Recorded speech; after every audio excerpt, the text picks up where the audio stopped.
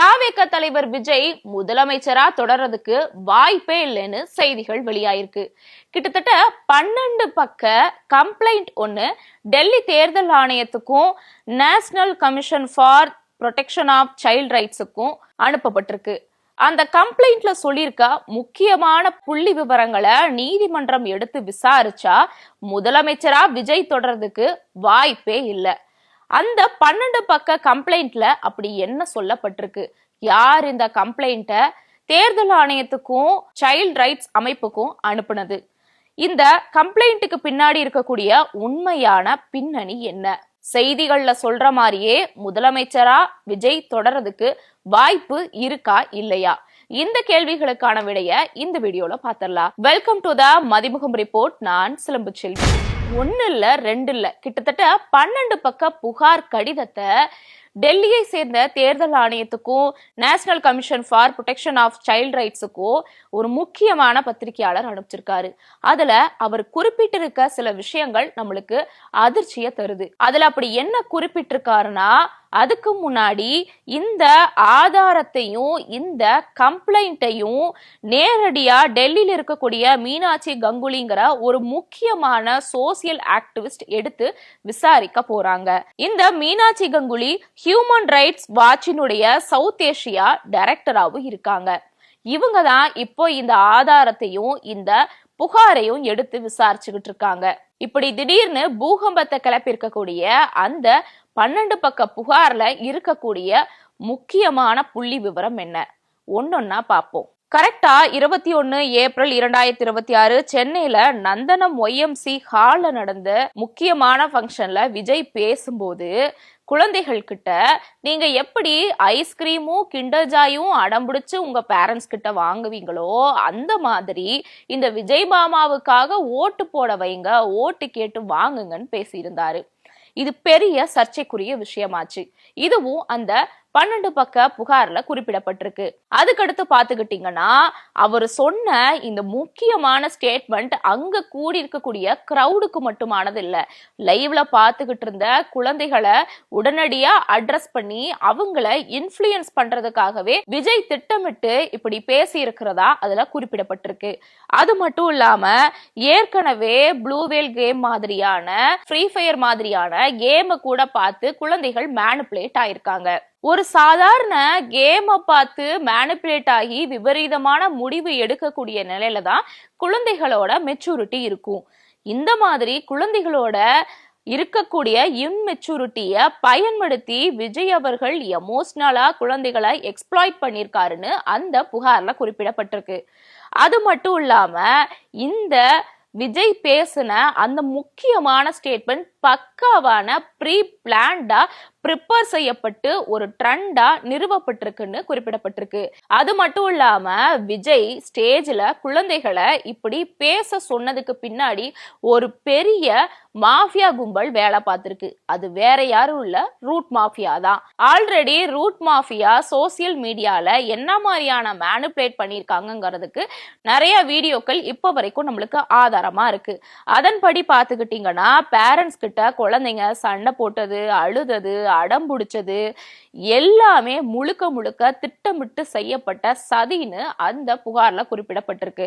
சரி, இது எப்படி விஜய்க்கு லாபகரமா பயன்படுத்தப்பட்டுச்சுன்னா, விஜய் சொன்னதோ குழந்தைகள் அழுததோ அந்த வீடியோ பரப்பப்பட்டதோ அது பெருசா பூமானதோ முழுக்க முழுக்க இந்த ரூட் மாஃபியா செஞ்ச திட்டமிட்ட சதின்னு குறிப்பிடப்பட்டிருக்கு.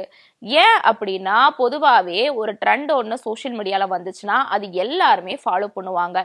ஆனா இந்த குழந்தைகள் அடம்பிடிக்கிற மாதிரியான வீடியோக்கள் 4-5 தான் சோசியல் மீடியால பதிவிடப்பட்டுச்சு. அதை அப்படியே இந்த ரூட் மாஃபியா பயங்கரமா பூமாக்கி எல்லா குழந்தைகளும் இப்படி அடம்பிடிக்கிறாங்க, பாத்தீங்களா எங்க தளபதிக்கு எவ்வளோ பெரிய ஆதரவு குழந்தைகள் மத்தியில இருக்குன்னு ஒரு ஃபேக்கான நரேட்டிவை செட் பண்ணி இப்படி காய் நகர்த்திருக்காங்க அப்படிங்கிறதையும் குறிப்பிட்டிருக்காங்க. அது மட்டும் இல்லாம தளபதி நீங்க மேடையில இப்படி பேசுங்க, அந்த வீடியோவை நாங்க வைரல் பண்றோம், அதன் மூலியமா குழந்தைங்க இன்ஃப்ளூயன்ஸ் ஆவாங்க, இன்ஃப்ளூயன்ஸ் ஆகிறத வீடியோ எடுத்து சோசியல் மீடியால போட சொல்றோம், சோசியல் மீடியால போடுறத பூம் பண்றோங்கிற மாதிரி ஒரு திட்டமிட்டு ட்ரெண்ட ஃபேக்கான ட்ரெண்ட இந்த ரூட் மாஃபியா செட் பண்ணிருக்காங்க அப்படிங்கிற ஆதாரத்தையும் அந்த புகார்ல குறிப்பிட்டிருக்காங்க. இது மட்டும்தான் பண்ணிருக்காரா அப்படின்னா இல்ல, இன்னொன்னு பண்ணிருக்காரு. அதன்படி பாத்தீங்கன்னா, அதாவது சைல்டு லேபர் ஆக்ட் படி பாத்தீங்கன்னா, குழந்தைகளை பொலிட்டிக்கல் லேபரா பயன்படுத்த கூடாதுன்னு ஒரு சட்டம் இருக்கு. ஆனா விஜய் அவர்கள் என்ன பண்ணிருக்காங்க, குழந்தைகளை ஒரு சைல்டு லேபரா பயன்படுத்தியிருக்காங்க.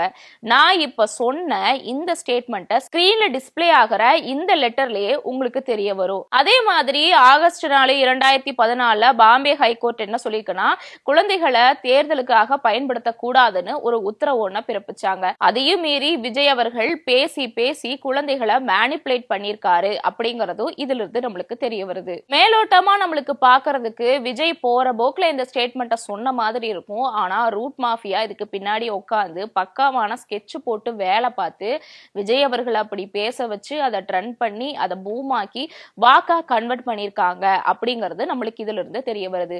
இந்த இடத்துல உங்களுக்கு கேள்வி தோணலாம், சரி வாக்கா மாறி இருக்குன்னா அதுக்கு என்ன ப்ரூஃப் இருக்குன்னு உங்ககிட்ட கேள்வி எழலாம். அதுக்கும் ஒரு ப்ரூஃப் இருக்கு. அதை விஜய் அவர்களே வெளியிட்டிருக்காரு. சரியா ஏப்ரல் 24 2026 விஜய் அவர்கள் எக்ஸ்ல ஒரு போஸ்ட் ஒன்று போட்டிருக்காரு. அதுல என்ன சொல்லியிருக்காருன்னா, குறிப்பா நம்ம குடும்பத்தினரை வழிநடத்தி என் குட்டி நண்பா நண்பிஸுக்கு ரொம்ப நன்றி. உங்க விஜய் மாமாவோட ஸ்பெஷல் வணக்கமும் நன்றியும் உங்களுக்கு உண்டு அப்படின்னு சொல்லியிருக்காரு. அது மட்டும் இல்லாம அதே மாதிரி 5/5/2026 விஜய் அவர்கள் நன்றி சொல்லியிருக்காரு எக்ஸ்ல. அதன்படி பாத்தீங்கன்னா, ஏராளமான காரணிகள் இருந்தாலுமே குடும்பத்தையே தங்கள் அடரன்பால் வழிநடத்திய குழந்தை செல்வங்கள் தான் அதிசய தேர்தலுக்கான ஆழமான காரணிகள்ல ஒன்றா மாறி நின்றுருக்காங்கன்னு சொல்லியிருக்காரு. இது மட்டுமா சொன்னாரு, சிஎம் பதவியேற்பு விழாலேயே என்ன சொல்லியிருக்காரு, கடைசியா ஸ்பீச்சை முடிக்கும் போது சிலருக்கு ஸ்பெஷலான தேங்க்ஸ் சொல்லணும், அதுல என் குட்டி நண்பா நண்பீஸ்க்கு ரொம்ப நன்றி, உங்களாலதான் நான் இப்ப சிஎம் ஆயிருக்கேன்னு விஜயே ஒத்துந்திருக்காரு. சோ இதுல இருந்து நம்மளுக்கு என்ன தெரிய வருதுன்னா, விஜய் அவர்கள் பேசின ஒண்ணு ஓட்டா மாறி இருக்கு. அதுக்கு அவரே சாட்சியா இருந்திருக்காரு. எக்ஸ்லயும் தொடர்ந்து போஸ்ட் போட்டு அதை வெளிப்படுத்தியிருக்காரு, பேச்சிலேயே அதுல வெளிப்படுத்தியிருக்காருங்கிறது நம்மளுக்கு பட்ட வெளிச்சமா தெரிய வருது. இப்ப நான் சொன்ன இந்த புகார் மட்டும் இல்லாம இன்னும் கூடுதலா ரொம்ப கவனிக்க கூடிய வகையில கிட்டத்தட்ட 19 இன்ஸ்டா அக்கௌண்ட்டையும் அந்த கம்ப்ளைண்ட்ல ஆட் பண்ணிருக்காங்க. அதையும் நம்ம தோண்டி ஆராய்ஞ்சு பார்த்தோம்னா, அதன் வழியா குழந்தைகள் எப்படி மேனிபுலேட் பண்ணப்பட்டு அதன் மூலியமா பெற்றோர்கள் எப்படி வாக்கு செலுத்தியிருக்காங்க அப்படிங்கறதும் நம்மளுக்கு தெரிய வருது. ஆக மொத்தத்துல இந்த 12 பக்க கம்ப்ளைண்ட்டை மட்டும் நீதிமன்றம் எடுத்து விசாரிச்சு அதுக்கு உத்தரவு பிறப்பிச்சா முதலமைச்சர் சீட்டுக்கே வேட்டு வைக்கிறதுக்கான வாய்ப்பு அதிகம். அது மட்டும் இல்லாம விஜயோட வெற்றி ஒரு மேனிபுலேஷன் வெற்றி. குழந்தைகளை வச்சு மட்டுமே அவரு இப்ப ஆட்சியை பிடிச்சிருக்காரு அப்படிங்கிற ஆதாரமும் நம்மளுக்கு கண்டிப்பா தெரிய வரும். அடுத்தடுத்து என்ன நடக்க போகுதுங்கிறத நாம வெயிட் பண்ணிதான் பார்க்கணும்.